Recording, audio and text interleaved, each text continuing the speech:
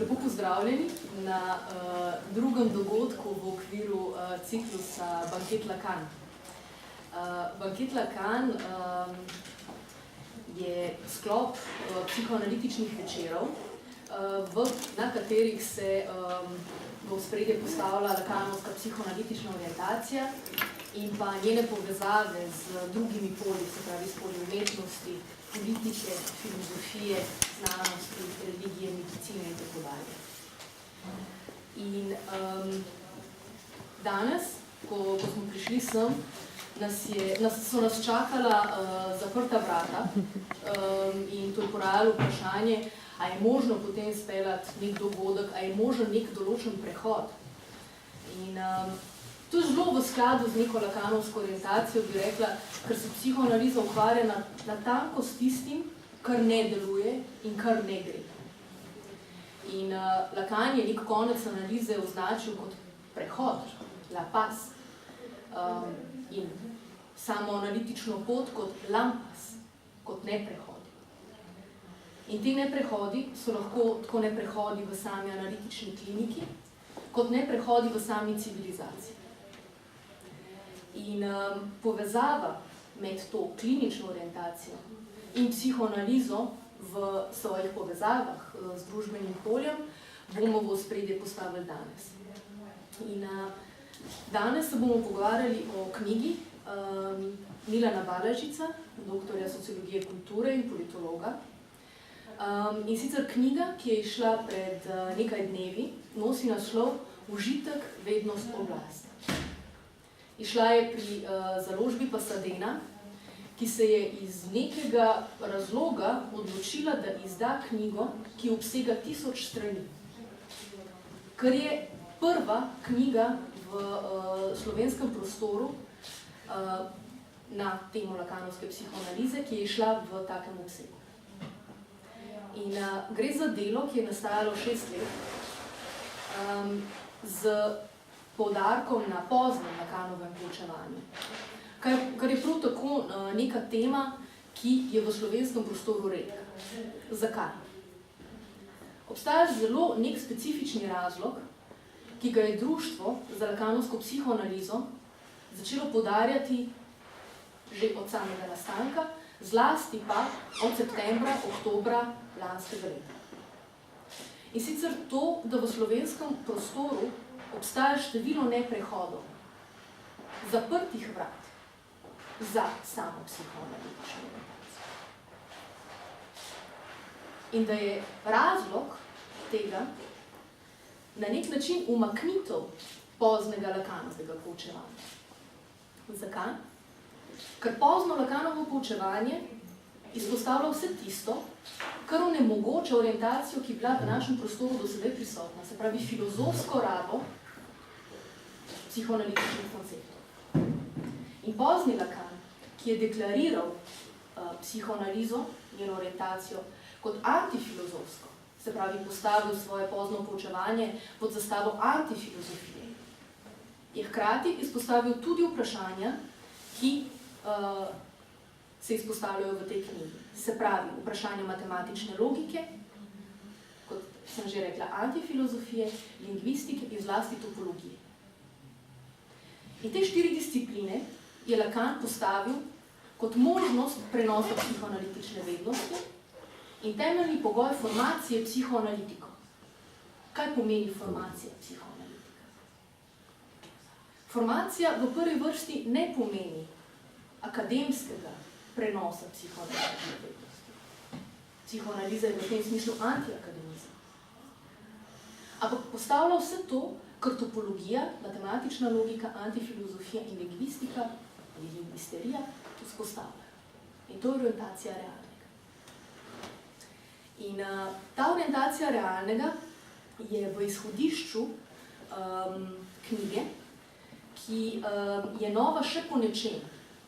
Nova je potem, da uporablja število referenc, ki so prav tako v našem prostoru prvič omenjeni. In izhajajo iz pariških arhivov Jacquesa Lacana in so ne samo prvič prevedene v slovenski jezik, ampak tudi prvič izpostavljene. In tisto, kar je nazadnje postavlja samo strukturo tega, je neki izhodiščni tekst, ki ga je Lacan objavil leta 1972, Liturgija. In to je neprevedljiva zveza, besedna zveza, ki hkrati lahko pomeni neke vijuge rekanja. Tu, do dia.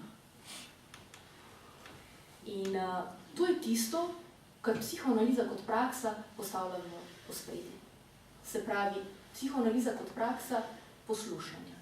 En pratique de l'écoute. En pratique de lire. Branja. Ne branja v smislu, se pravi vednosti ali oblasti, ampak tisto, kar je prvi del naslova omenjene knjige. Užitek. In predlagam, da mogoče s to iztočnico začnemo predavanje in samo predstavitev tega. Hvala lepa za uvodno besedo. Hvala lepa tudi vam, da ste si utrgali tale večer, da ste zmogli toliko moči v ta večer, ki je hladen, ki je vremensko neobetajoč, hkrati pa, bom rekel, so semestralne počitnice in tako naprej, da ste prišli sem. Jaz sem upal, da bo nekoliko bolj prazno, ampak zdaj je kar je, tako da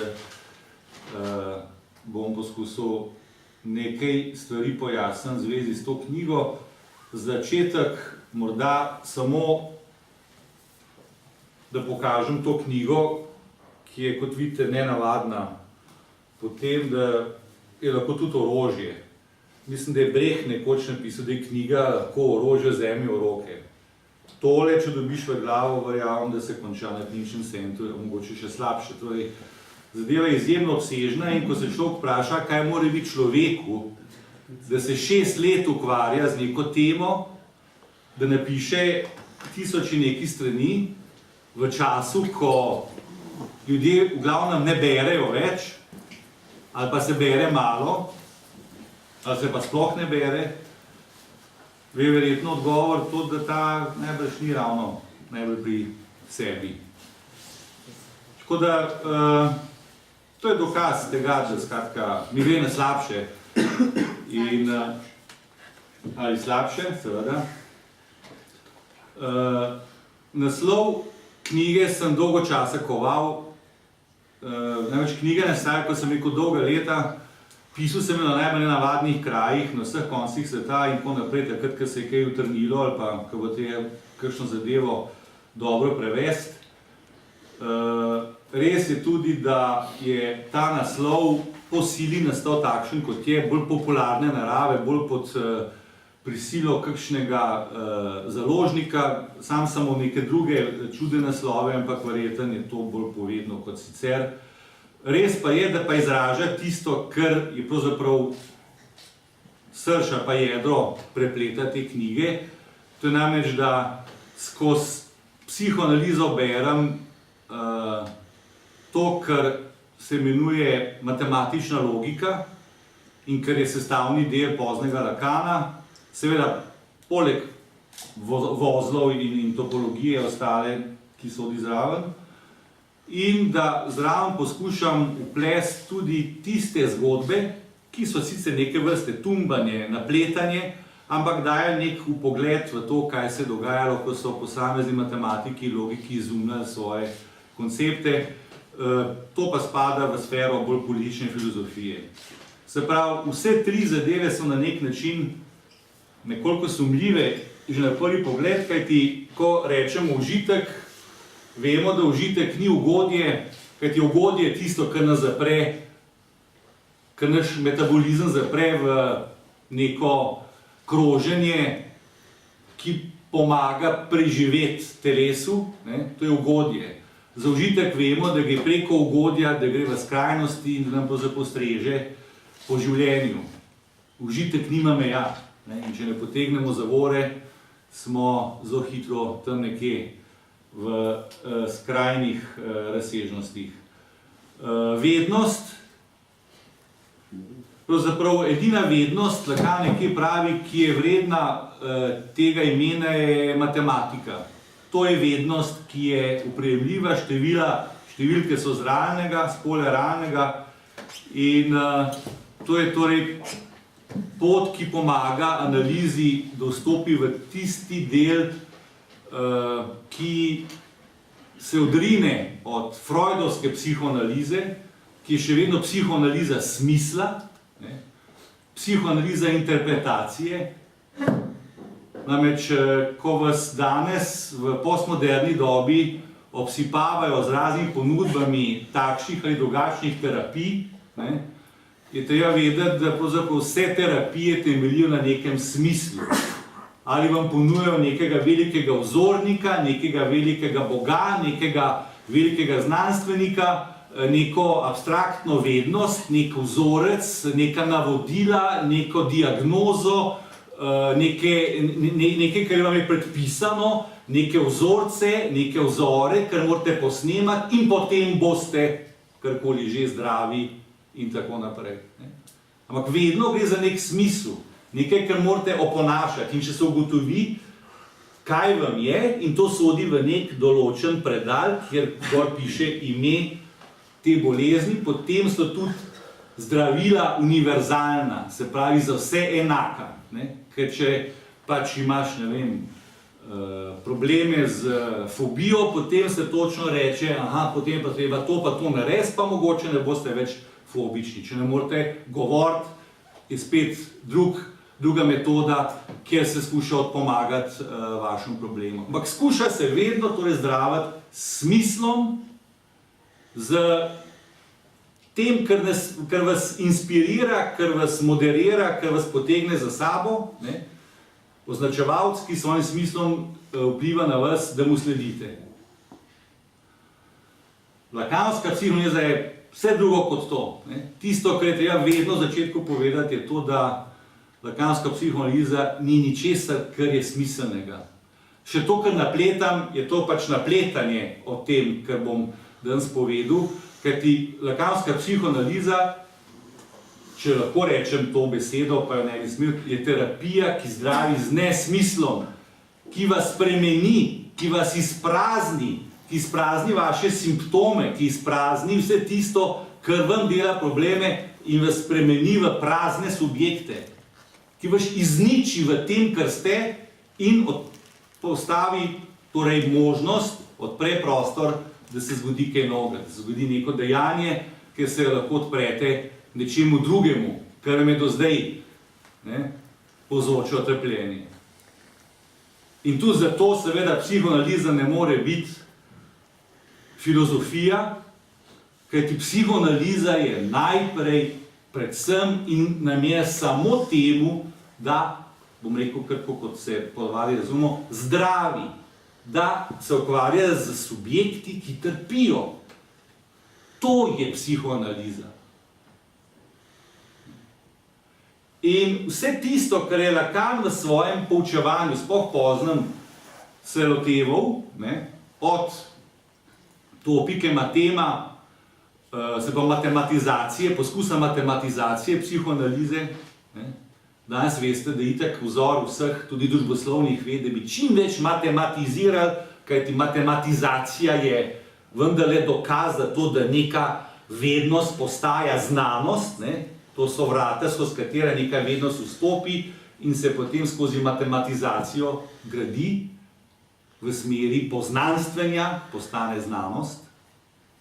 Tako da, torej, vsi ti koncepti matema, boromejskega vozla, topoloških figur in tako naprej, vse to, pa seveda lingvisterije kot posebne oblike lingvistike, je služilo zdravljenju, je služilo torej temu, da skuša svoj instrument, psihoanalizo, okrepiti in skratka narediti bolj učinkovito, glede na to, da na psihoanalizo prežijo nevarnosti z vseh strani. No in če se vrnem k naslovu, samo še to, ko smo se dogovorili za ta naslov, gotovo, da pravzaprav ta naslov upodablja ali pa ponazarja nek trojček, ki je zelo znan, se mi je kar smejala samo od sebe, kajti užitek, vednost, oblast lahko beremo ne samo kot seveda z užitkom se ukvarja psihoanaliza, z vednostjo matematična logika, z oblastjo politična filozofija, o tem nekoliko pozneje, ampak gre hkrati za 3 transferne poklice, ki jih je pa že Freud, kot vemo, lociral, gospodstvo, vzgoja, analiza, oblast, gospodstvo, vednost, vzgoja, užitek, analiza. In je že takrat tudi Freud povedal, da pravzaprav so to 3 poklici, pri katerih smo lahko vnaprej prepričani v njihov neuspeh, v njihov spodlet. Nekaj tu ne gre. Zakaj? Zato, ker vsi 3 poklici, in gospodovanje, in vzgajanje, in analiziranje predpostavljajo transferno razmerje med 2 subjektoma, lahko tudi večjimi, ampak najmanj 2, kjer je v igri nezavedno. In nikoli ne moramo izračunati učinka besed na nezavedno sogovornika. Kako bo on to razumel? Kaj bo vam potegnil z tega, kar ste povedali? Te zadeve so absolutno singularne. Vsakdo bo razumel nek drugačen smisel, bo potegnil neko drugo poanto ven. In v tem torej lahko vidimo, da so te transferni poklici obsojeni na neuspeh. Kajti vzgoja slej ko prej spodleti, gospodovanje, škoda besed, kako menjamo gospodarje kot robce. Včasih nas zelo potegne za sabo, pa hitro ugotovimo, da zadeva ni taka, kot se je kazala na prvi pogled. In skratka, kar se tiče užitka, pa vemo, da boljše, da ne ostanemo tam, kjer se uživa, kajti tisti plameni nas lahko poženejo tudi v smrt. Tako da, zdaj pa nekaj morda več o sami topiki, v samem uvodu v to knjigo, kajti preden povem nekaj besed o matematični logiki, bi rad, zato ker smo v Sloveniji, nekaj besed povedal tudi o filozofiji, politični filozofiji, pa antifilozofiji. Namreč, morda za začetek to, da tako Freud, tudi kot Lacan, sam to pove eksplicitno, o sebi pravita, da nista progresista. Kaj to pomeni progresista? Se pravi, da če bi nekdo bral to politično, politološko, se ne umeščata nikamor v političnem spektru, progresista v smislu nekaj, ki je bila napredna, ki je bila levičarja, nočeta imeti, torej sploh nočeta, da ta vednost ima povezave z vednostjo gospodarja, sta humanitarna, torej želita trpečemu subjektu pomagati, vendar pa to ne pomeni, da s tem podpirata neko indiferentnost do politike, daleč od tega. Tudi sam Lacan je dostikrat v času velikih dogodkov v Franciji v koncu 60-ih let, začetku 70-ih, maja in tako naprej, znal iti na ulico s študenti, znal je stavkati, če bo potrebno in tako naprej. Skratka, ni pa se čutil del tega revolucionarnega gibanja, ker je skratka psihoanaliza vendarle nekaj, kar se ne vpleta v tisto, kar je hrbtna stran, to je pa diskurz gospodarja.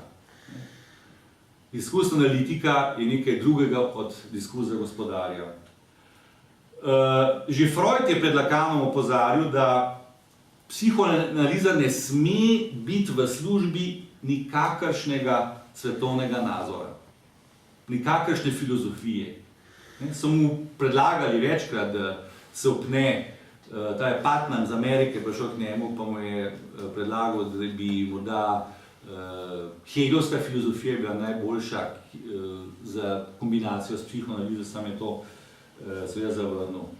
To kaže na to, da je psihoanaliza s to svojo neko načelno, recimo temu, apolitičnostjo, hkrati izjemna lepotica, godna za ženitev s katerokoli politiko, ki bi si jo rada izposodila, in to se več čas tudi dogaja. Ne? In se skuša psihoanalizo na nek način konformirati, ne? Prilagoditi na ta ali oni nazor, na to ali ono filozofijo. Ne?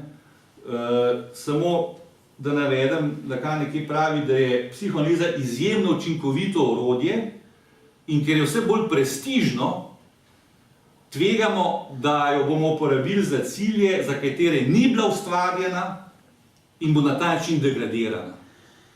In to se dogaja.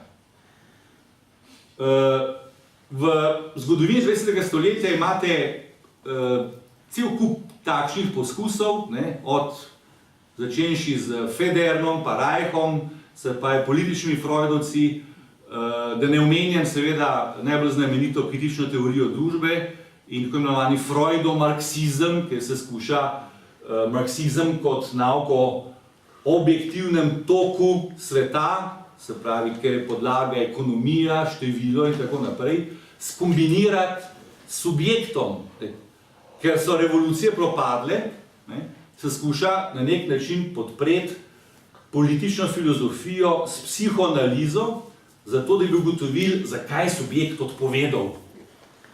Kaj je bilo narobe, vendar je ekonomska baza bila zrela za revolucijo, subjekt je pa odpovedal. In revolucija ni bila izvedena. Danes imate, kot je bil nekoč freudomarksizem, seveda povsod, po Evropi in širše, tudi imate polne knjižne police tega, v ospredju, jaz se mu rečem lakanomarksizem, kjer se skratka skuša Lakana znova pofilozofiti in ga prevesti v neko filozofijo, ki sicer uporablja tudi psihoanalitični prijem, pa vendar je to neka filozofija. Ne? In Jacques-Alain Miller temu pravi, če združimo politično filozofijo in psihoanalizo, potem dobimo brezizhodno zmedo. Zakaj govorim, da je ta kombinacija s politično filozofijo ali filozofijo katerekoli baže neuspešna? Zato, ker se skuša kombinirati dva diskurza, ki skratka ne sodita skupaj. Na eni strani diskurs gospodarja, na drugi strani diskurs analitika. In tisti diskurs, ki je pa v psihoanalizi veliko bolj nevaren kot diskurs gospodarja, ker ta je očiten, to je političen govor. To je pa seveda diskurs univerze, diskurs univerzitetnika, diskurs univerzitetnega filozofa. Namreč, seveda je filozof vedno na poziciji, da vsako vednost, ki se na novo porodi in je prevratna, revolucionarna, z veseljem povabi na univerzo in jo začne predavati. Nekaj, kar je bilo pravzaprav izumljeno zato, da bo spremenilo ali svet, ali človeka, ali karkoli, nekaj, ki je bilo izumljeno kot dejanje, se prestavi v zatohle hodnike univerze, v oddelke za filozofijo, sociologijo, politologijo in tako naprej. In tisto, ki je umišljeno kot dejanje, postane beseda, postane predavanje. To je tudi moja samokritika danes, ne boste mislili, da se izogibam temu, spadam v to zgodbo. Torej, stvari so zame naboj, tisti naboj, ki ga pravzaprav sam izum nosi sabo. In ko enkrat postane to beseda, ko se to predava, ko ni več tega naboja, to služi potem samo stabilizaciji diskurza univerze, pa te ali druge takšne, drugačne majave oblasti. Filozof je pa vedno zelo blizu tega. Zato seveda tudi nekje Kant pravi, da je filozofija tista, ki ves čas sanja, da gre za neke večne sanje, ne? Na ravni simbolnega, imaginarnega, na ravni besed in podob, ki nima nikakršne zveze, povezave, kakorkoli, skratka, da bi imelo kakšno orientacijo realnega. In torej, ker se to besedovanje vrti v nekem zaprtem krogu, kar bomo pozneje ugotovili tudi za logiko, to Lacan imenuje tudi revolution. Ne? To je besedna igra, nekateri veste zato, ker rev, ne, sanje, ne? Mi bi pravili to potem sanje lucija. Ne? Filozofija je namenjena temu, da revolucija prav tako pomeni kroženje, ne nekaj kroženje okrog iste bojišne točke in filozofija so te sanje, ki dajo nekateri tudi iluzijo, da je vendarle možna politika, ki bo karkoli spremenila. Matematika je tu že od Cantorja naprej radikalno seveda odslovila filozofijo. Ni naključje, da imata Hegel in Cantor povezavo, ki jo boste našli razloženo v knjigi. Torej, matematika odslovi filozofijo in zato imate danes, ker gre za to dejstvo, zelo moderne filozofe, ki se ukvarjajo z matematiko, ki znajo računati. Seveda, s to odslovitvijo filozofije gre v stran tudi tematizacija subjekta, kajti na koncu diskurs filozofije vendarle še nekaj govori, moramo biti pravični, o subjektu, pa o njegovem vrženju v svet, eksistencializem in tako naprej, se ukvarja z tesnobo subjekta in tako naprej. Znanost pa subjekta povsem zavrže, kajti ideal znanosti je objektivnost, se pravi neka vednost brez subjekta, brez kakršnega vpliva subjekta, kjer bi skratka prišli do točke, da je subjekt je enako nič. To bi bila ona absolutna znanost. In v tem seveda si znanost in psihoanaliza stojita na dveh bregovih. Psihoanaliza se pa ukvarja prav s subjektom, ki trpi, torej je to ključna razlika, ker povezav ne more biti. Enaka, morda še pomembnejša, naslednja razlika. Na eni strani filozofija in znanost, ki vedno ciljata na univerzalnost. Znanost, kot veste, zakon velja, če velja v vseh primerih. Če ponovimo eksperiment in je eksperiment znova izveden z enakim rezultatom in vsakič znova, temu rečemo zakon in to je znanost. Seveda bodo neverni Tomaži in razni misleci potem ogovarjali, rekli, tudi če smo nek eksperiment izvedli milijonkrat, kako vemo, da milijon prvič ne bo spodletel. In v tem smislu se danes vse bolj odpira nek drugačen pogled na znanost, ki je bolj subjektiven v smislu človeškega izmisleka, tudi pri matematiki je tako, ker je skratka za začasne zakone, dokler se ne dokaže drugače. Nimajo pa več čiste epitete absolutnosti in obče veljavnosti v vseh časih, v vseh krajih, na kar pa vedno cilja matematika. Matematika je, to ste najbolj že gledali kakšne znanstveno-fantastične filme in tako naprej, ni važno, z katere galaksije pridejo tujci, matematika je lingua franca.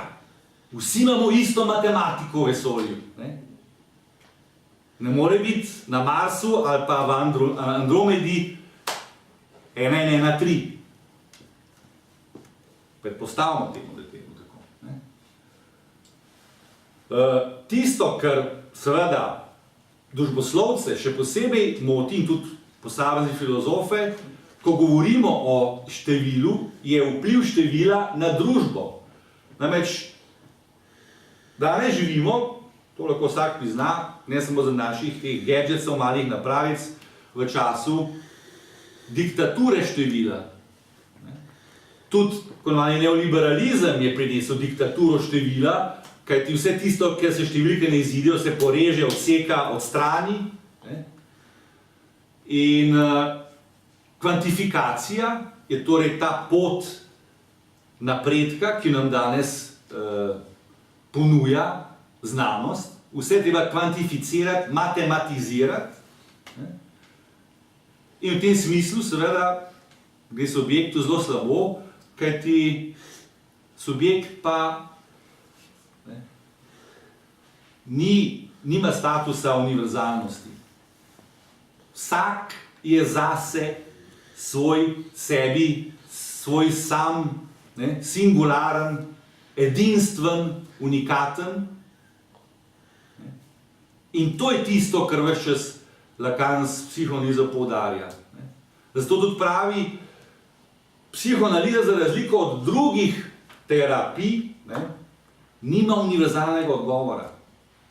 Psihoanalizo je potrebno vsakič na novo izumiti na vsakem analizantu. Vsak analizant je tisti, ki sicer, ker analizant dela, in tle gre za izumljanje nove psihoanalize. Analitik ne sme biti obremenjen s tem, nevroza, psihoza, šizofrenija in tako naprej, potem pa spredalčkati, tako kot delajo pravniki, ker iščejo, kot veste, imate zakone in potem poiščejo za primer zakon in ujemanje, pa imate case, pa imate primer. Psihoanaliza je ravno obratno. Ne gre za neko univerzalno vednost, ki jo boš apliciral na posamezen primer, ampak moraš izumiti kot analitik novo vednost za ta primer, za tega singularnega analizanta. Tako da, tudi zato psihoanaliza ne more podpirati nobene Weltanschauung svetovnega nazora, ali pa biti v primerjavi z znanostjo neka pogojna znanost, oziroma da bi lahko psihoanalizo matematizirali v smislu neke matematizacije fizike, kemije in podobnih vednosti. Gre vedno za singularno reinvencijo, za ponovni izum psihoanalize na vsakem primeru. In v tem smislu je psihoanaliza neka scienza nova, nekaj, kar še ni znanost, kar mogoče nikoli ne bo znanost, Lacan ni dal končnega odgovora na to. V vsakem primeru pa se psihoanaliza loči od znanosti zato, ker je že to, s čimer se ukvarja, to, kar je orientacija, realno samo, drugačno od znanstvenega realnega. Namreč analitično, realno nima zakona. Je nemožno.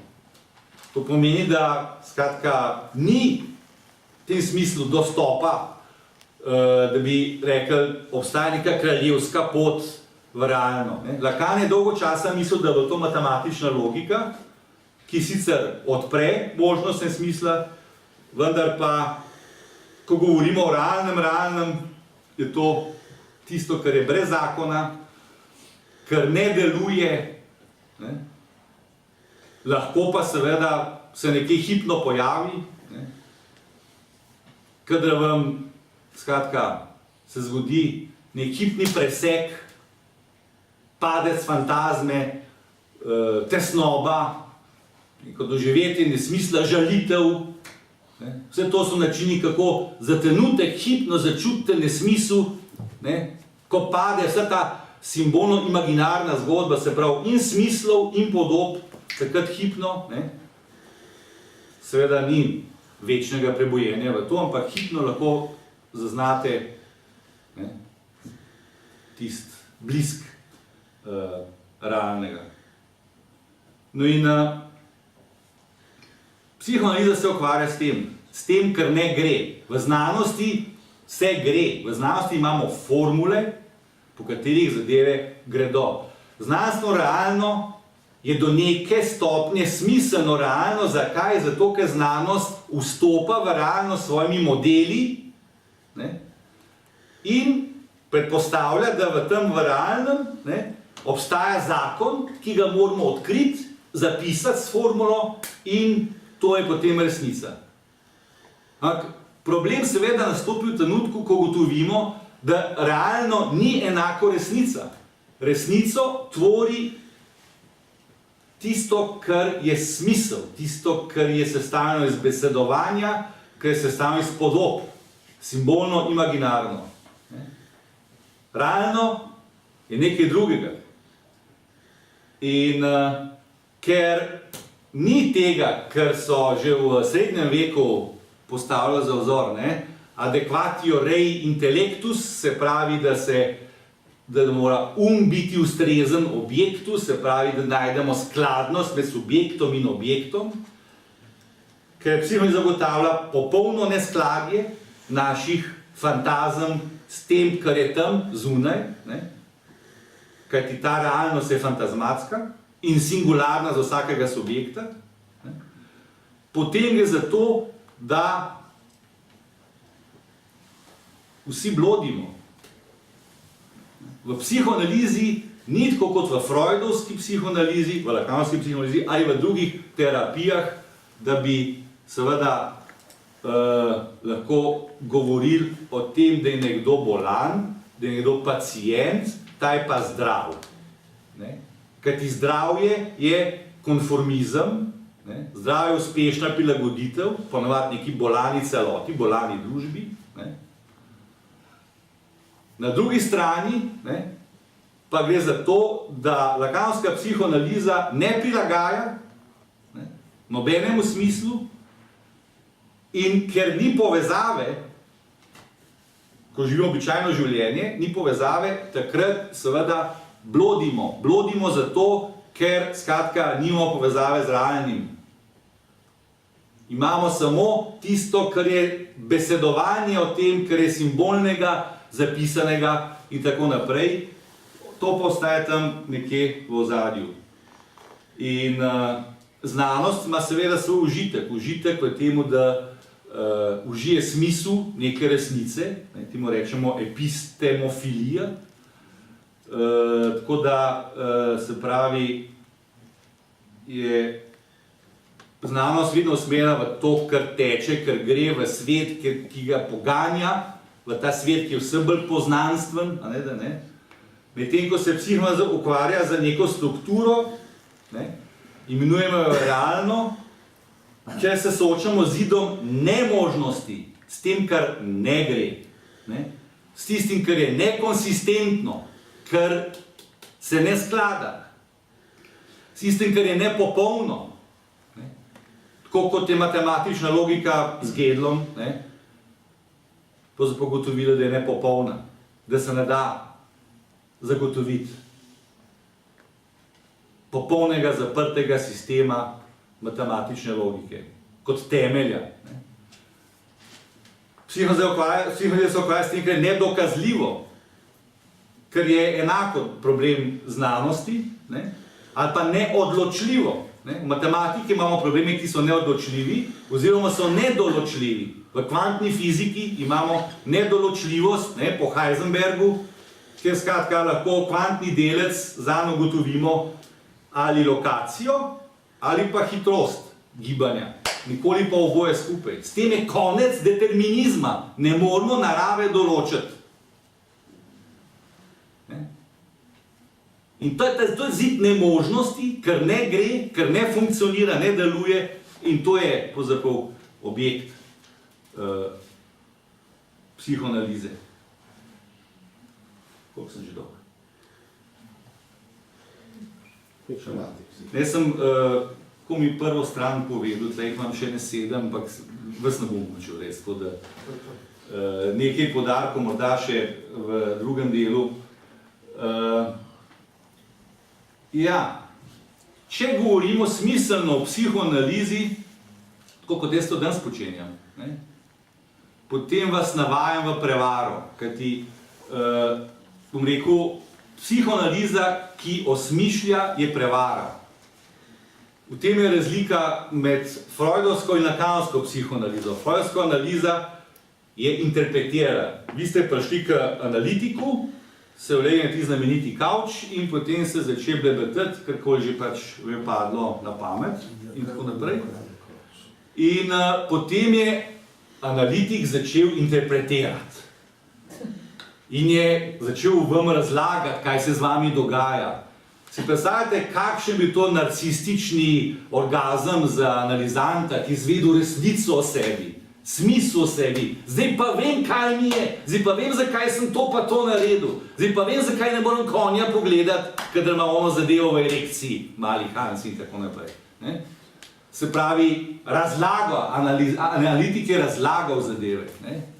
To je bilo super.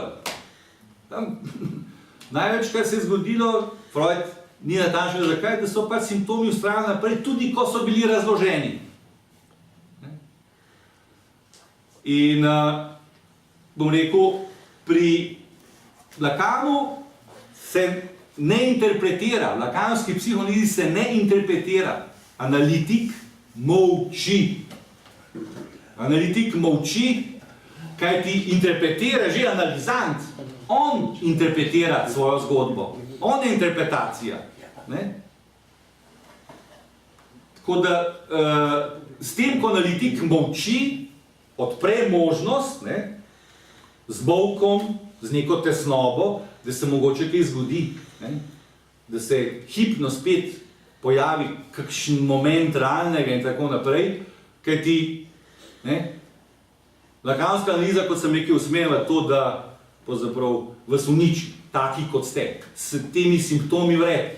Razen seveda na oni točki, ne, ker to lahko si zamišljate, kadar ima potem Lacan v topologiji da primerjavo, ker torus nastopa tudi kot ponazoritev subjekta in to potem primerja s praznjenjem zračnice, pa kako praznimo zračnico, to je zelo zanimive zadeve, ki se da brati.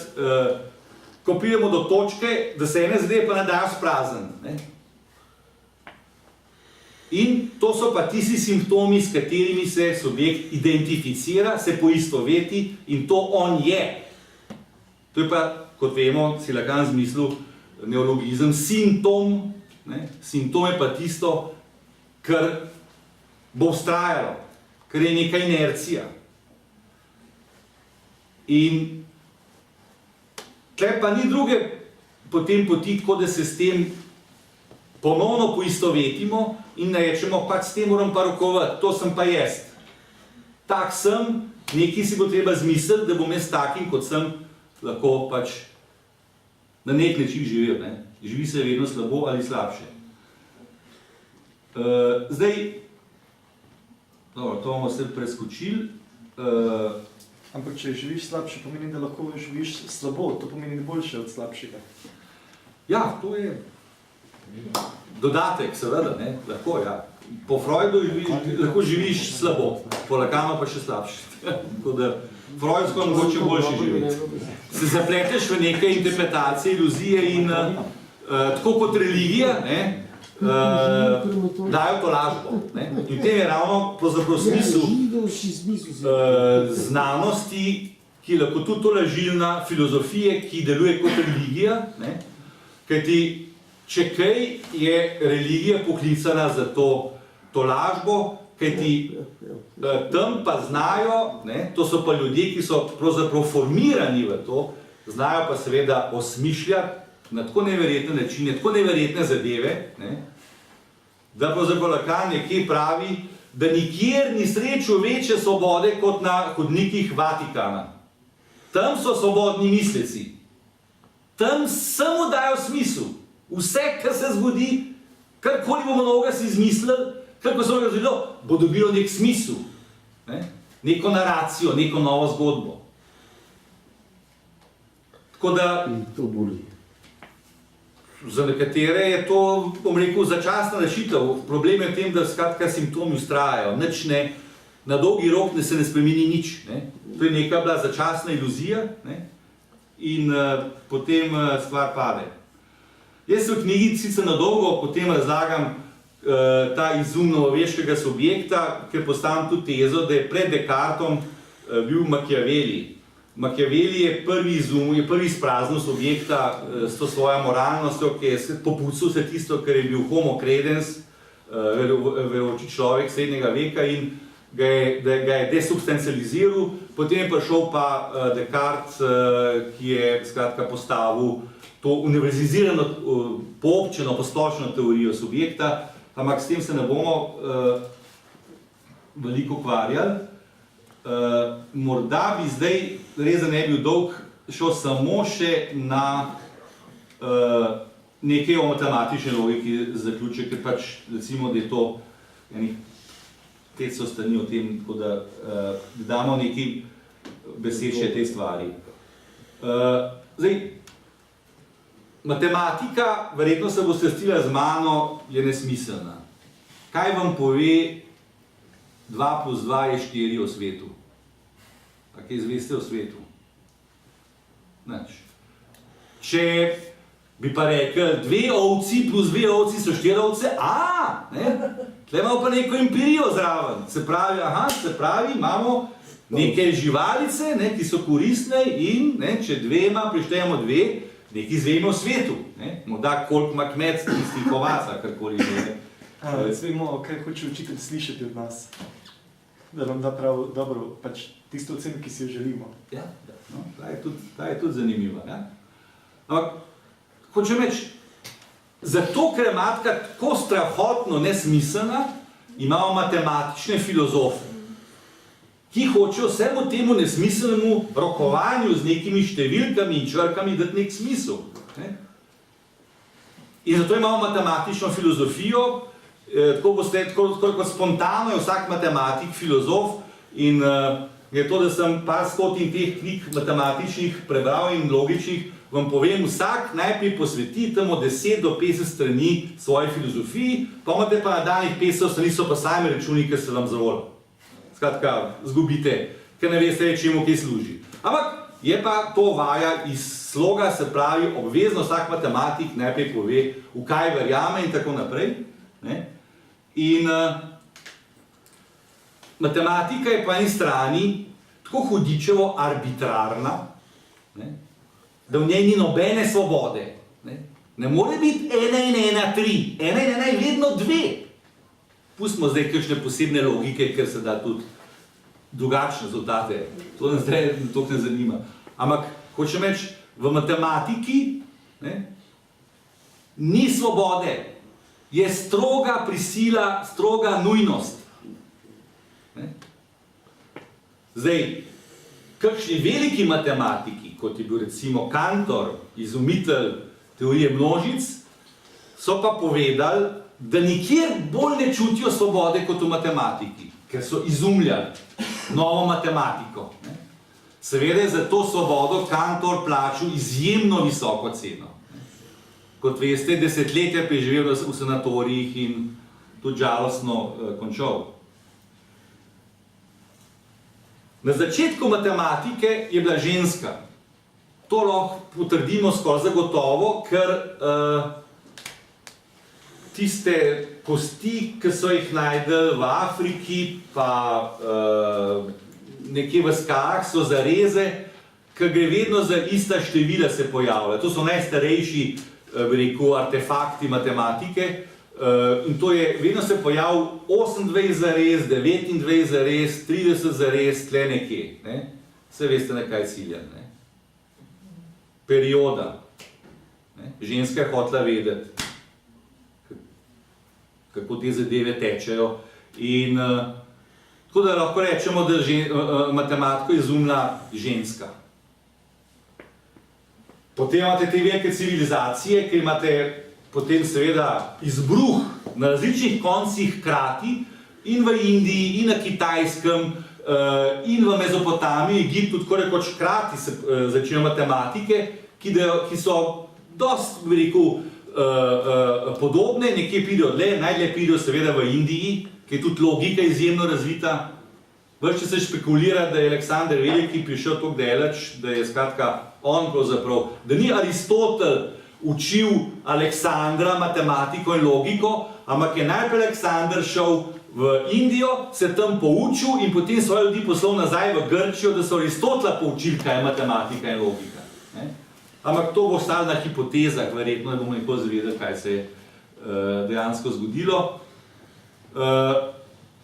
V matematiki igrajo, kot sem rekel, naključja pa ženske veliko vlogo. Ženske boste najdeli na vsakem koraku, ene so izjemne matematičarke, ne?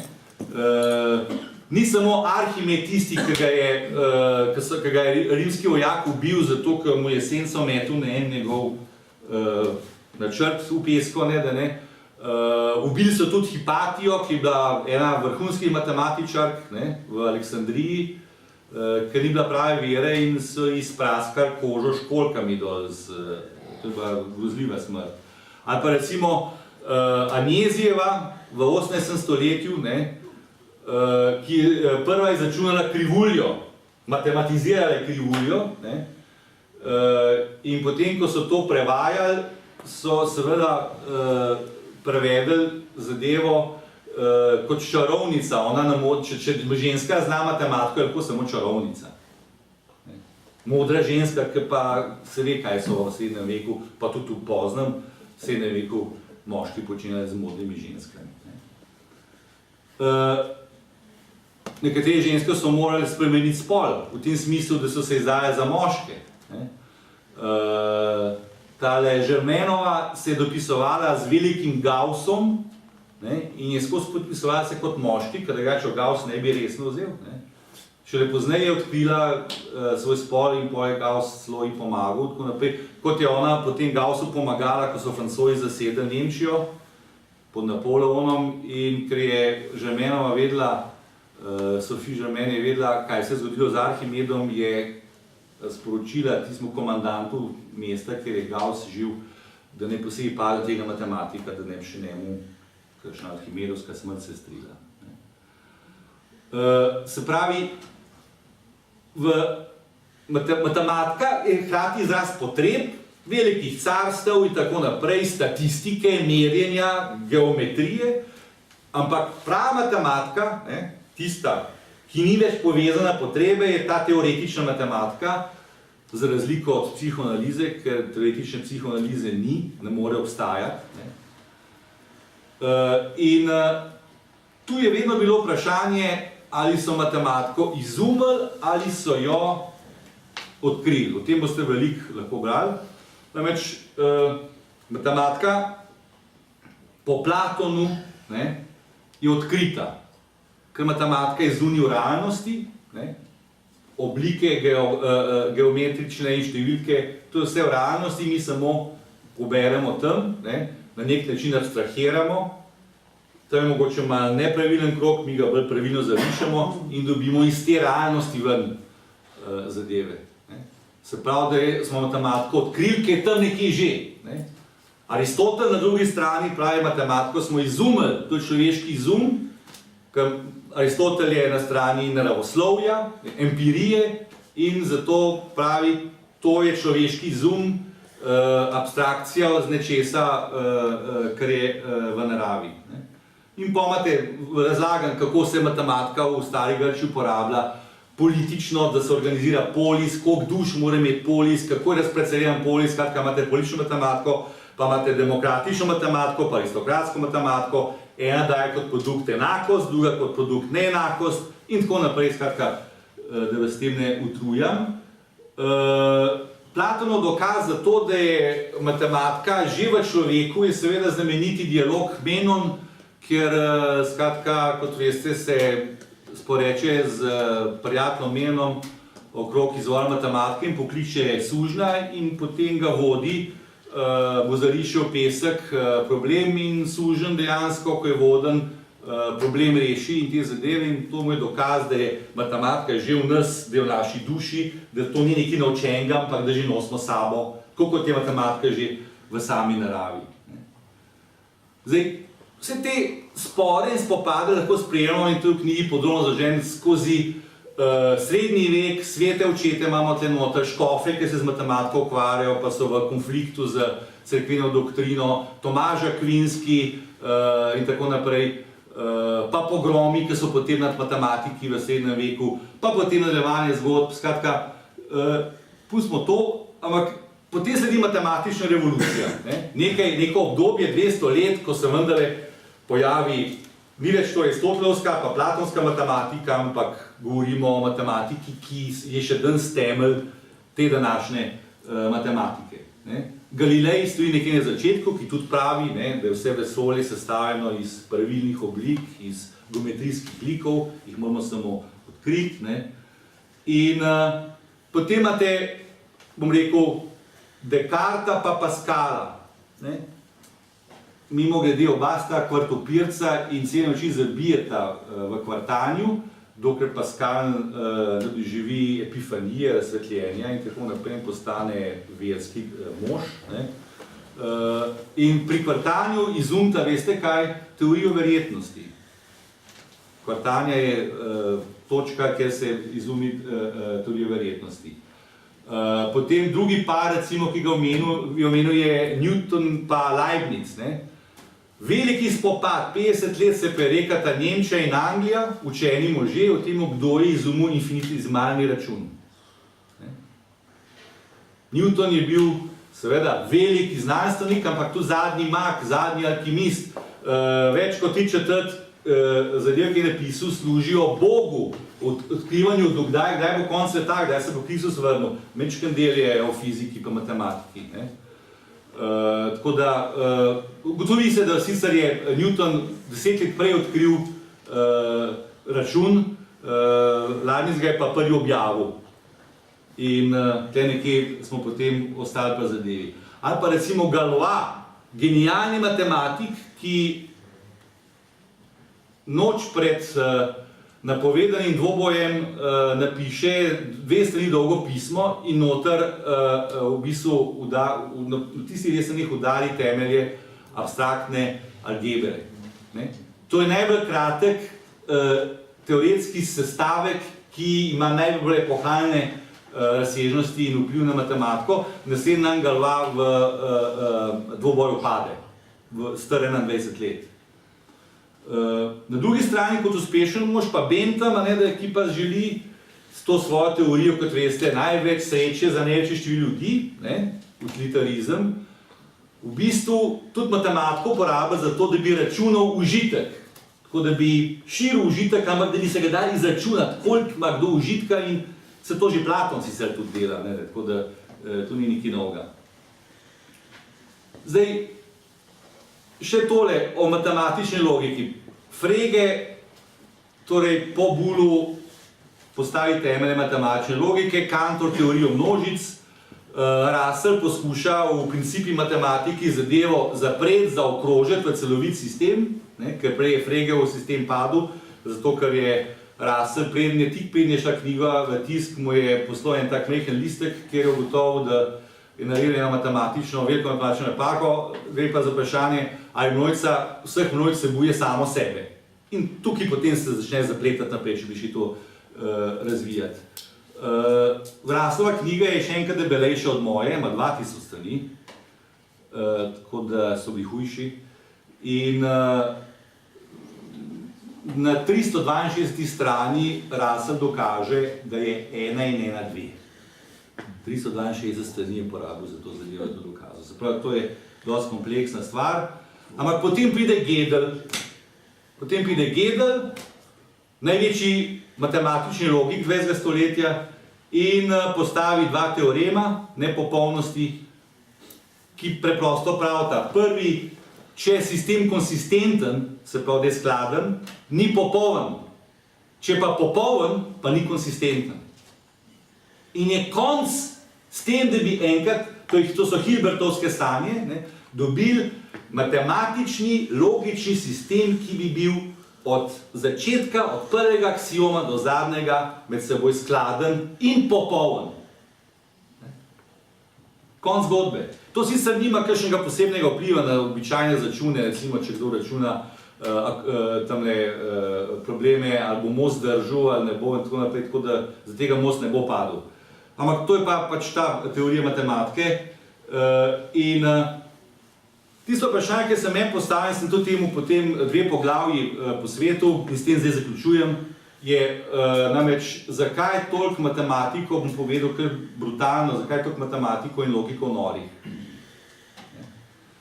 In v bistvu se posod nekje ponovi neka podobna zgodba. Namreč, kot matematik, kot logik, vstopiš v svoj svet, ki je svet abstrakcije. In to je abstrakcija na abstrakcijo, odsmišljanje in tako naprej. In seveda, ko ti aksiomatiziraš ta svoj svet, ne, si v tem svojem svetu in jaz sem postavil tezo, da ta aksiomatizacija je enako psihotizacija. Ne. Padeš v psihozo in v tem smislu seveda ni se več odzivam za karkoli zunaj in tako naprej. Zato imate potem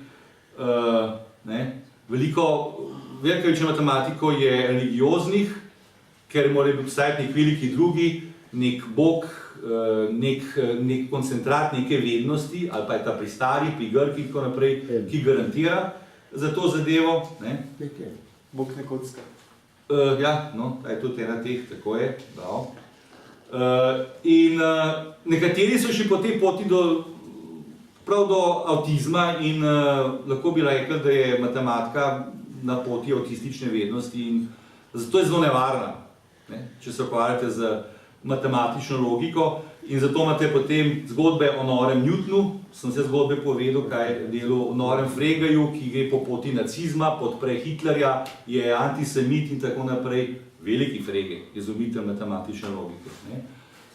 Russell, ki zapade v komunizem, preden potem postane veliki liberalec in tako naprej, gre tudi v sovjetsko Rusijo in te zadeve. Brewer, ki je v svoji psihozi do te mere, da ga avto pred njegovo hišo povozi in umre. Gödel, ki je v paranoidni psihozi do te stopnje, da posod vidi zarote, da ga hoče zastrupiti in na koncu se izstrada do smrti in umre, kilma 30, ko umre. Izstrada se, veliki Gödel. Nash, vsi poznate čudoviti to ne bom razlagal, kaj se z njim dogaja, ste vedno večina vas je filma videla. Grothendieck, eden največjih matematikov 20. stoletja, 2 leti nazaj umrl, kje? V samotni hišici na francoski strani Pirenejev. On je kategorijalno matematiko izumil nekaj, kar je pravzaprav odpira danšele nove prostore matematike, se je potem ukvarjal, začel za politiko, pacifist bil v Flower Power čas, tako naprej. Pa se začal nad svetom, ugotovil nekega svojega boga, neko svojo trojico, imel in te zadeve, se omaknil v Pireneje, ki je potem še naprej pisal 1000 strani, nekaj matematike, nekaj pa religioznih spisov in tako naprej. Ali pa, ne vem, Perelman, Rus, ki je zavrnil milijonsko nagrado in raje ostal živeti v Sankt Peterburgu s svojo mamo, ki ima 37 evrov penzije in skratka pravi, da ne rabi ničesar od tega sveta, ker obvladuje vesolje in tako naprej. Skratka, tudi imate cel kup, posebno poglavje sem pustil norim matematikom Slovencem, ne, tudi te imate, tako da nismo ničemer, kakšna perla, kakšni posebneži. Peter Mislej poveže razodetje z matematiko, pa račune Jezusovo življenje, pa potem so lomki, kako se Jezusovo življenje nadaljuje v onem svetu, skratka, zelo zanimiva zadeva. Pa Georg Mali, mislim, da je bil iz Cela doma, on pa postavil, da ničla je Bog, pa on omogoča vse ostale števile in te zadeve, tako da se lahko svet računa po Bogu in podobno. Tako da, se pravim, smo nekje v tej ravni. Potem imate pa poglavje o politični norosti, kjer pa skratka govorim predvsem o totalitarizmi 20. stoletja, ker matematika ali podpira ali pa subvertira te režime. Ne? Matematiki so bili komunisti, matematiki so bili nacisti, matematiki so bili izdelovalci atomske bombe, matematiki so izdelovali računalnik, matematiki so bile ženske, matematiki so bili zaporniki, Vejla so zaprli v Franciji, ker je napisal na list papirja nek svoj matematični izrek in so francoske oblasti mislili, da so to kodirane šifre, ker dela človek za Nemce. Kratka, ljudem se marsikaj dogajalo. Predvsem marksizem se posebej zanimal, posebej sem sovjetsko matematiko študiral, ker skušal izumeti dialektično matematiko, ki bo presegla to logično, kajti logika ne bi bila konservativna, zato ker definira stanje, dialektika ne bi bila pa revolucionarna, ker presega stanje. Pa potem seveda o Stalinu, pa o hladni vojni, ki delajo tudi matematiki in skratka cel kup takih zanimivih zgodb je tam noter. Zdaj, potem je tu še Badiou, kjer sem se posebej lotil njegove matematike, ker se je zelo izpostavil upravičeno, kajti Badiou je dober matematik, da ne bo pomote, ker problematizira me seveda to, da je to matematiko vpiva filozofski smisel in to, da se je potem seveda lotil plagiranja Lacana in pofilozofenja Lacana, tako kot njegov sobojevnik Slavoj Žižek, ki je spremenil Lacana filozofa in naj bi ga brali z Kantom, z Darwinom, z Hegelom, z Descartom in tako naprej. V teh primerih sem sam na stališču, da ne gre toliko za filozofske temelje, psihoanalize, ampak moramo ugotoviti psihoanalitične temelje te filozofije, zakaj je takšna potrebna. No, ajde, samo še to, pri Badiouju recimo zelo, on postavi hipotezo matematika je ontologija, se pravi, matematika je prva filozofija in on pravi, da je zelo pomembno, katero logiko uporabimo. Namreč, vsi so najbrž, pa saj jaz sem ta generacija, ker sem fan Star Treka, Zvezdne steze, se veste, pa tam Spock, pa tako naprej. In ko se Spock, ti vulkanci so logiki, in skozi teži tam kapitanu Kirku, to pa ni logično in tako naprej. Kapitan Kirk je bedak, zato ker ne ve, da obstajajo različne logike, s katerimi se da različne stvari dokazati. On nikoli ne problematizira Spockove logike. Spockova logika je pa aristotelska, ta običajna klasična logika. Kajti, če vzamemo klasično logiko, potem lahko se postavimo na pozicijo revolucije, kajti klasična logika pravi ali nič, ali ena, oziroma ali A ali B. En ekstrem izvržemo. Če uporabimo intuicionistično logiko Brouwerja, potem je možno doseči nekaj med nič in med ena. Karkoli med nič in ena se pravi, da obstaja zakon med nič in ena in to je reformizem. Nekje vmes bomo padali, kjerkoli že. Če bomo pa uporabili parakonsistentno logiko, potem te logiki je pa vsaka sprememba fikcija, zato ker ta logika pripelje ne do nič, ne do ene, skratka, recimo volitve so primer lažnega dogodka, ker ljudje pričakujejo, kaj se bo vse spremenilo, nič se ne spremeni, lažni dogodek. In potem peljem naprej koncu zadeve, ker Badiouja primerjam z Grothendiekom. Badiou je napisal krasno delo Logika svetov. Z Grothendiekom in njegovo teorijo toposov bi pa lahko govoril o logikah svetov. Namreč Badiou še vedno pričakuje nek veliki, grandiozni dogodek, ki bo zvestobo, in se to veste, ker ste brali Badiouja, spremenil zadeve. Po Grothendieku je pa množica svetov, pluralizem svetov, vsak ima svojo logiko in vsak eksperiment, vsaka invencija je lahko možen dogodek. Dogodkov je lahko veliko. Tako da v tem smislu pa tudi Lacan prakticira svojo matematiko, ki je deloma intuicionistična, deloma konstruktivistična in tako naprej. Na koncu imate knjigo o boromejskem vozlu, pa o topologiji, danes ne bom načelistil, mogoče kdaj drugič. Tako da boromejski vozel je pravzaprav tudi osnovna ideja, zakaj sem to knjigo se lotil. Namreč nekega dne sem v časopisu prebral o turistični oglas, o otokih Boromeo, Lago Maggiore, prav? No. In Boromeo, po čemer je ta vozil dobil ime, ne, sem potem rekel, pa napisal eno knjigo o boromejskem vozlu, ker je preveč zadev. To je pa kardinal, ki se s tem ukvarja. Tako. No in potem sem pa začel z vozlom, potem pa je vozil subjekt, začne s subjektom, pa je subjekt je potem za označevalc, pa poje telo, pa če je označevalc, pa je tu črka, pa je pa že matematika in na koncu je tole katastrofa, ki se mi je zgodila.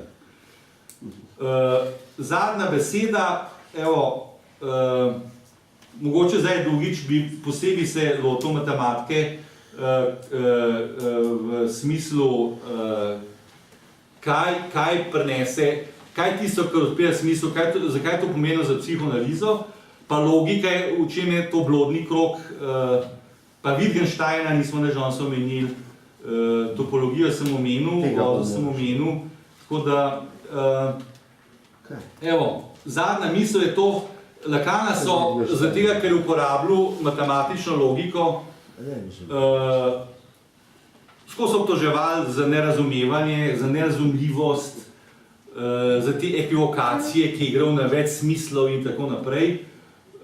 In mnogi želijo tega Lacana reševati, češ da, ker šlo na tako nerazumljive zadeve, da je najbrž bolj desno, da to ne more biti, ki mora biti bolj jasno in tako naprej. Ampak se da tudi Lacana zelo preprosto razložiti. Jaz upam, da sem danes mančken razsvetljiv, če ne se upravičam in posujem s pepelom. Res pa je to, da tisto, zakaj sem knjigo napisal, konec koncev zadnja temeljitev je ta, ker sem želel govoriti o poznem Lacanu kot ne filozofu, kot antifilozofu, kot analitiku, ki je uporabil matematiko, logiko, lingvistiko in topologijo za to, da bi rešil psihoanalizo pred filozofi. In zato trdim, seveda bom preveč radikalen, da je bilo treba filozofom Lacana prepovedati. Ker to, kar oni počnejo z Lacanom, je točno to, kar je Lacan skušal rešiti psihoanalizo pred takšno porabo. Matematična logika, kot vemo, je formalizirana vednost, neko nesmiselno napredovanje, ki jo skušajo nekateri potem ustavljati in tako naprej, ali pa osmišljati kot matematični filozofi. Psihoanaliza je pa praktična veščina, nobena filozofija, praktična veščina, ki se ukvarja s trpečim subjektom. Zato ne obstaja nikakršna lacanovska filozofija. Obstaja pa lacanovska politika, ki skrbi za orientacijo realnega, ki rešuje na nek način psihoanalizo pred pofilozofenjem, pred tem, da ji nekdo udari značko velikega drugega, jo osmisli in jo vpiše v neko filozofijo, ki služi temu ali onemu majavemu gospodarju. No in, evo, tle nekje bi se ustavil. Lepa hvala, da ste me vprašali.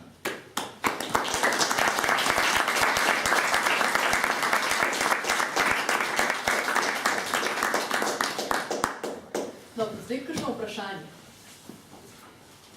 Kako ste mislili originalno imenovati knjigo? Originalno je bilo tako enih, ne vem, 20, 30 in tako naprej. Recimo, eden od naslovov, ki je dolg časa me fasciniral, je bil Matem. Da bi samo pa še prosto, ker se ukvarja z matematiko, pa z lokalnimi matemi, ker niso nič univerzalnega, ampak so lokalni računi, bi pa še kot Matem. To je tako, kar sem rekel, Marx se je ukvarjal s tako kompleksno temo, pa je dal naslov Das Kapital, ena beseda. To je naslov, ki ga ne moreš nikoli pozabiti več, ampak evo, so mi potem ti komercialisti rekli, da je to Matem, kdo pa, kaj pa je to Matem, pravzaprav, kdo se bo s tem ukvarjal, Pa recimo še en naslov je bil politologika, sem rekel, politologija se pravi logika, ampak ker je ta logika za vse, je torej politika je tista, ki se ukvarja s tem, kar je za vse, kar je res publika, stvar vseh skupaj, in tako, skratka, veliko sem se igral, pa... Pustili ste se ujeti v prevladujočo ideologijo. Evo, kaj ne rečem, guilty as charged. Še kakšno vprašanje? Pa mogoče bi jaz eno tako provokativno, a bi vsem temle matematikom, ki so končali na takšen ali drugačen način, Lacanova psihoanaliza pomagala? Ja, enoznačno ja. Če kaj to, ker skratka, jaz preprosto, recimo, da nekaj sveta sem videl, nekaj ljudi sem spoznal, nekaj sem prebral in na koncu bottom line ali pa na koncu dneva lahko rečem, da Lacanovska analiza je analiza, ki te spremeni, ki te izniči to s tem, kar si, to, kar sem prej povedal in v tem smislu bi lahko pomagala. Seveda so pa velike težave, tudi to, jaz ne bom opevil, tudi Lacanovska psihoanaliza ima svoje omejitve, ne spreminja sveta. Ne moreš vplivati, ne vem, hodih tep analizant, ki je brezposeln, nima denarja, analiza tle ne more pomagati. Ali pa ne vem, je analizant rudar, kako plej in je, tam se mu dogaja pod zemljo marsikaj, kaj bo analiza tle naredila? Tle to so omejitve, ker skratka, ti lahko delaš s tistim v tem majhnem prostoru, kar je možno. Je pa bila ideja in Freuda in Lacana, da bi to postala družbena vez. Že Freud je rekel, da bi psihoanaliza najbolj cvetela pri tistih ljudeh, ki so zdravi. Ker to je za vsakega, ne vem, na zahodu, če greste v velika mesta, je to lifestyle. Recimo, hodiš, gledaš dobre filme, bereš dobre knjige, ješ dobro hrano in hodiš švinku, hodiš k analitiku, če se da Lacanovsko. Dobremu. Se pravi Lacanovsko. Ja. In to je lifestyle, Pri nas seveda, ker smo zelo specifični, pa ne bom šel v detajle, je pač ta filozofija, ki je tukaj prevladila, onemogočila razvoj analize kot klinike in v tem smislu je zelo pomembno, da se zdaj začenja o tem govoriti in da se to začne prakticirati, da se odpre ta boromejska klinika, Lacanovska klinika. In jaz vrnem vprašanje, kdo od vas bi si upal stopiti v analizo? Kdo bi šel v analizo? Kdo bi se do te mere izpostavil? Pa plačal. Pa še plačal zraven. Zato, da hujš kot kapitalizmu, ker pa je nekaj Lacan, mislim, da je Miller. V kapitalizmu delavec dela, je izkoriščan, ampak dobi se plačo. Tle pa analizant dela, pa še plačati more. Se pravi... Ja, ampak provokativno nazaj, če je v bistvu izvajalec psihoanalize tiho ves čas, potem si ti lahko sam pred ogledalom ravno tako narediš, pa si na koncu plačaš. Ne, žal, gre za intersubjektivnost, gre za to, da... Jaz bi mogoče tlele dodala nek odgovor na to vprašanje. Lacan je na neki točki poudaril neko pomembno stvar, ravno v navezavi na znanstvenike. In sicer, ko je rekel, ne postane nor tisti, ki hoče. Norost ni tista izbira, ki jo nekdo naredi. In kaj pravzaprav pomeni tišina analitika? Pomeni ravno to, da se to polje singularno, nekega simptoma, lahko mu pogojno rečemo norost, kot je vsak simptom norost, odpre brez tega, da simptom samega analitika intervenira. Se pravi, da se za nekega analizanta odpre to polje želje, polje samega govora, kar ne pomeni, da je analitik tam in tiho. Analitik intervenira. Obstaja analitična intervencija in obstaja analitična interpretacija, ki se imenuje psihoanalitični rez. Kar pomeni, da tekom samega procesa analitik govori, intervenira v analizantov govor. S tem, da ne podaja razlage tega, kar je recimo izrečeno. In sama klinika, recimo, če se jo poveže z nekim simptomom znanstvenika, ki je specifičen simptom, že sama izbira znanosti kot objekta želje, je drugačna kot izbira nekega filozofa, poeta, umetnika. Kaj je tisti njegov objekt želje? Kaj je tista vednost? Kaj je tisti užitek te vednosti, ki mu bo dal, recimo, nek fantazmatski odgovor? In sam simptom znanstvenika je zanimiv. Zanimiv je zato, ker seveda ni generalnega odgovora, ni generalne postavitve, ampak gre za neko specifično verjetje, ki je utemeljeno skozi neko logiko. In znotraj tega se večkrat postavi vprašanje, ali je sama matematika ali pa fizika, s katero se je nekdo ukvarjal, prispevala k nekemu psihotičnemu zlomu, ali je sam psihotični zlom predtem prispeval k temu, da se nekdo z matematiko ukvarja. Se pravi, da se je v življenju nekoga nekaj zgodilo, kar je botrovalo temu, da je matematika njegova izbira. Ali pa je do matematike recimo imel neko specifično razmerje in je potem, tako kot recimo Gödel, primer, zapadel v neki, kar... To se zelo sliši kot ali je A ali B. Kako? To se zelo sliši kot da je ali je A ali je B. Ne, niti ne. Mislim, ko imamo samo logično modalnost singularnosti, ni nikoli A, B ali C. Ne? Je pa seveda vprašanje, ne, na kateri točki se za nekega subjekta nekaj zgodi. In kaj psihoanaliza ne nazadnje lahko znotraj tega Ampak to vedno prepoznamo za nazaj. Tako da to je lahko težavo spotoma določiti.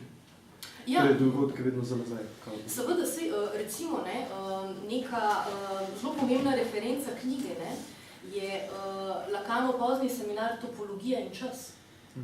Ker samo vprašanje časa je znotraj tega same temporalnosti ključno in za samo genezo nekega simptoma in ne nazadnje za sam postopek analize, ki ni linearni čas, ni neka zgodovina, ni neka prihodnost. Vse skupaj se ni Heglova soba. Včasih je Heglova soba. Čakaš, pa zarežeš. Analitični res. Včasih pa zarežeš, pa čakaš. Skratka, ne veš, počakaš, kaj je res proizvedel. Ker ravno čas v psihoanalizi je ta topološki paradoksen čas, ki ne more niti za nazaj interpretirati topološki. Se na nek način ukrivi, sam prostor se ukrivi in čas se ukrivi, tako kot recimo travma. Travma je ekvivalent. Tako da, če še enkrat recimo se vrnem na to vprašanje, sam simptom znanstvenika je v prvi vrsti, če govorimo o tem, psihotični simptom. Ni nevrotični sistem. Nevrotik ima izjemno močno razmerje do drugega. Parazitira v polju drugega. Od drugega terja odgovor. Matematik ne zahteva odgovora od drugega. In to je tista psihotični element, psihotični zlom, ki se lahko reče, da je nek užitek. We feel good. Evo, intervenca. Ja, ekvivalent psihoanalitičnega reka. Še kakšno vprašanje? Jaz ne bi imel vprašanje, jaz bi imel komentar, oziroma pač najraje imam kar diskurs. Komentar, diskurs. Da se malo postavim bolje. Samo upozoril bi, da tisto, ko je bilo ločnica med tistim, ki izobražuje, oziroma vednežem, tistim, ki analizira, pa tisti, ki vlada oziroma kaj gospodari, da to je vzpostavljen diskurs. Seveda pač obstajajo diskurzi, ki nimajo težave s tem. Potem naprej mi je bilo pa rahlo težavno, ko je bilo rečeno, da vedno, ko se revolucija predstavi na hodnik fakultete oziroma pač neke akademske ustanove, da umre. Zdaj, ne bi rekel, da je težava toliko v sami predstavitvi, ampak kako je fakulteta vzpostavljena. Torej, če se naslonimo na Gramscija, fakulteta praviloma financira, oziroma tudi vse druge institucije vednosti financira tisti, ki je trenutno pač na oblasti, ki ima sredstva za spodbudo prebivalstva, ki lahko pritegne pozornost, ki uspe vzpostaviti ta, kako se že reče, zgodovinski blok oziroma njihovo hegemonijo, torej pač to, kar je priznano, da je res.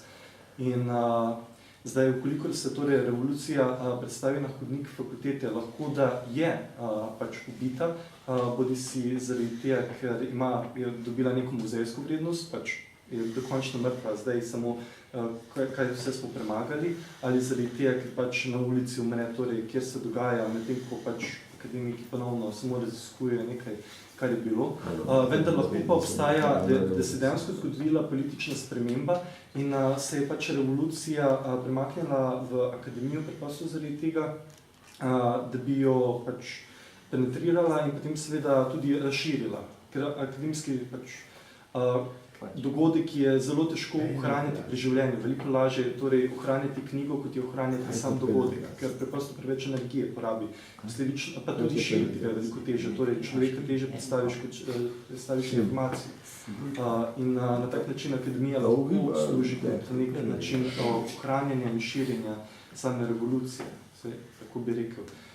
Bi se pa strinjal tudi, da zna biti akademija izredno nevarna za določene vrste revolucije. Tak zelo lep primer je splošno šolstvo. Recimo v osnovni šoli in gimnaziji, pa tudi na veliko fakultetah, se praktično, še posebej v osnovni šoli in gimnaziji, ne uči ne družboslovja, niti filozofije, vključno z matematiko.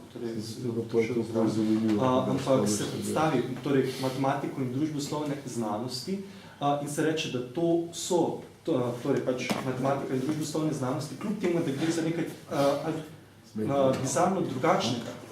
Torej nekaj, kar tisti pač pravi matematiki sploh več ne prepoznajo kot matematiko in to, kar družboslovci sploh več ne prepoznajo kot družboslovje, ampak je vse skupaj le naravoslovje, ki je pač priznana vednost in potem interpretira predmet družboslovja tako, da je sprejemljiv tudi za njega.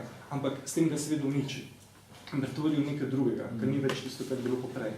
In s tem seveda pač nastane ta iluzija, da nekaj vemo in se pač tudi ne zanimamo naprej, kljub temu, da seveda pač je bil ustvarjen ta zaves pregrada do samega znanja, ki tam dejansko naj bi obstajalo. Podobno kot zgodovino, torej ustvarjamo zgodovino, preprosto zaradi tega, da ne bi se nekdo šel ukvarjati, kaj se pa je dejansko zgodilo, oziroma ker večina ljudi tega ne počne, ker veliko energije od nas terja.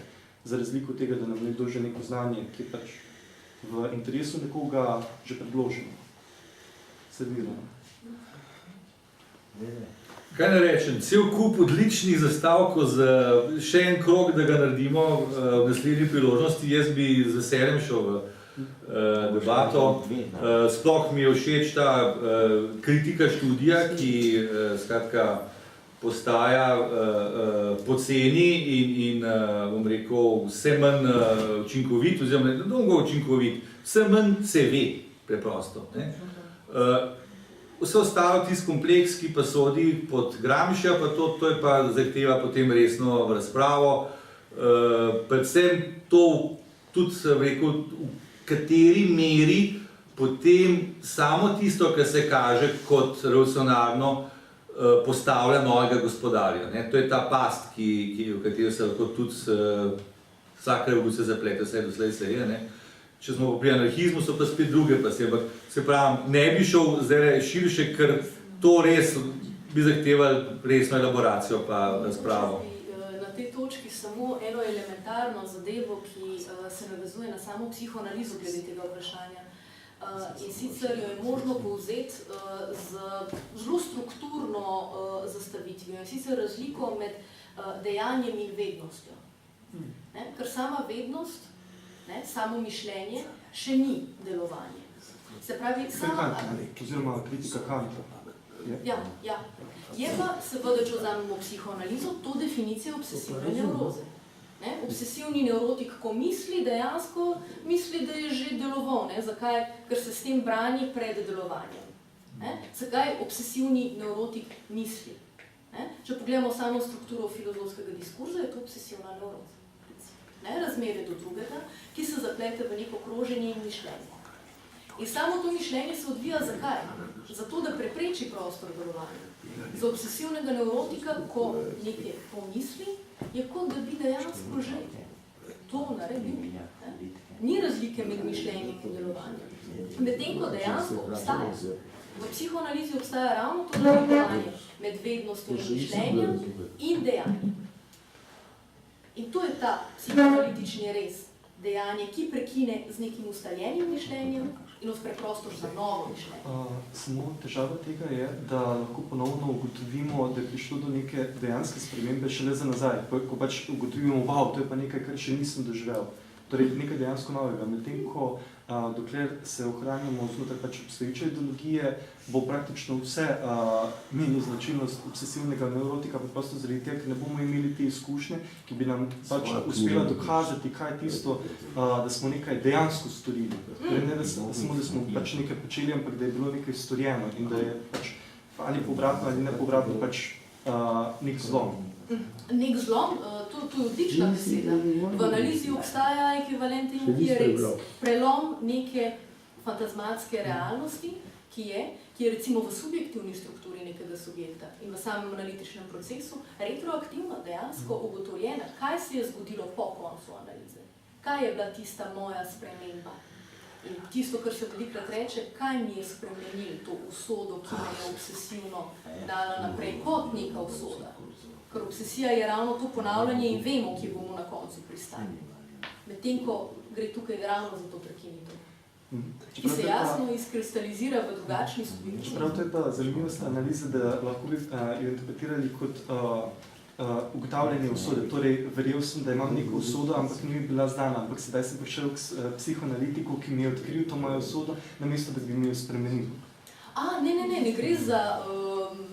Psihoanalitik ni vedeževalc, kljub temu, da se seveda velikrat pojavlja nek določen učitek, da psihoanaliza samo to interpretacijo, ki jo daje, zamaši možnost, recimo temu, nekega preloma, ki bi ostal brez odgovora. Ampak psihoanalitik mora biti ravno znotraj tega pozoren na to, da ne gre za nobeno razkrivanje usode, ampak za radikalno spremembo. Zdaj vem sicer, koliko je imel Lacan s tem. Šli sem malo glede tega, da če bi psihoanalitik deloval, pač tisto prav deloval, potem ne bi povzročil v tistem, ki ga pač izvaja terapijo nad njim, ugodja, ampak bi povzročil ta zlom in pač radikalno spremembo, ker bi posameznik dejansko šel proti družbi, ki ga je pripravila do tega pač traumatiziranega stanja. Subjekt se sam, recimo, pripravi do stanja. Recimo, ker to je recimo zanimivo, kar je, recimo, če ste brali dela Jorgea Alemana. Jorge Aleman je španski lacanovski psihoanalitik in eden od spremljevalcev njihovega levičarskega gibanja, zelo aktiven član v politiki, ki je hkrati tudi prvo ime tega, kar nekateri krogi imenujemo izquierda lacanjana, lacanovska levica. Ampak gre za to, da nekdo, ki je tako jasno vpet hkrati v politično dogajanje in je hkrati analitik, in Jorge Aleman na tej točki postavi izjemno dobro tezo, ker je tudi nekdanji filozof. In sicer za filozofa je manjko vselej na strani drugega, ki ga je potrebno zapolniti. Za psihoanalitika je manjko na strani subjekta in ostaja radikalno nezapolnjen. Subjekt je zaprečeni subjekt. In to je ta razlika, ki jo nekdo, ki je hkrati vpet v neko politično dogajanje in hkrati analitik, zelo jasno in lepo artikulira. Čeprav bi rekel, da ima psihoanalitika čisto še eno težavo, zaradi tega, ker on... Več, ravno samo to. Ker on v bistvu za sam svoj obstoj kot funkcija potrebuje obstoj družbe, ki ga podpira in pač ohranja pač miselnost, ki ga podpira in ga potrebuje. Zdaj, kolikor bi on dejansko ustvaril pač neko radikalno spremembo, bi po nesreči lahko ustvaril subjekta, ki ga ne potrebuje več in ki bo poskušal ustvariti družbo, ki ga več ne potrebuje, kar je za njega dokaj radikalna nevarnost. Dejansko je analitik ob koncu nekega analitičnega... Antidružba, ali je to družba že? Analitik je ob koncu analize na mestu nečesa, kar analiza izvrže. Je na strani nekega preostanka, tistega, kar analizant na koncu ne potrebuje. In ni v funkciji tega, da je funkcionalen bodisi svojemu analizantu, bodisi družbi. Ker v sami postavitvi Lacanovih 4 diskurzov je psihoanalitični diskurs tisto, kar vznikne med različnimi diskurzi.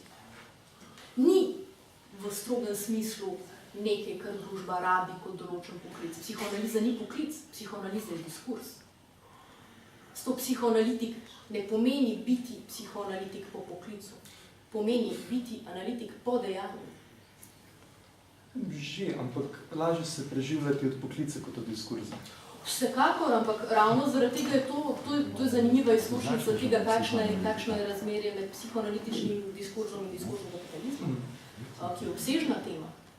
In Lacan je na tej točki rekel, ne, ta sprememba se lahko zgodi. Možno je, ne, da nekaj nasprotuje kapitalističnemu diskurzu. Kar pa ne bo nobena zmaga, če se zgodi samo za nekatere. Ker če se to zgodi samo za nekatere, to ni padec nekega sistema. Družba je malo širša, par posameznikov. Ja, ki pa je en sam posameznik ravno zaradi tega, lahko se spremeni simptom. Vprašanje pa je, tukaj je bilo tudi vedno, ali je lahko psihoanaliza ta družbena vez. Lacan je postavil to upanje in ni podal jasno odgovor. Dobro, zaključimo na tej točki. Upanje.